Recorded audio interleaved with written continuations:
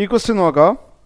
If a polynomial P of X is given by P of X equal to X square minus 5x plus 6 then the value of P of 1 plus P of 4. ഇത് വളരെ സിമ്പിളായുള്ളൊരു question ആണല്ലോ അല്ലേ? P of X എന്താണ് പറഞ്ഞിരിക്കുന്നത്? X square minus 5x plus 6. Find the value of P of 1 plus P of 4. ഈ rule പ്രകാരം P of 1 എന്ത് വരും?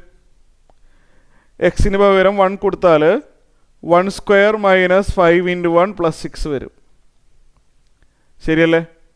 കാൽക്കുലേഷൻ ഞാൻ പറയണ്ടല്ലോ, 2 വരും. ഇതേപോലെ പി ഓഫ് 4 എന്താ വരാ?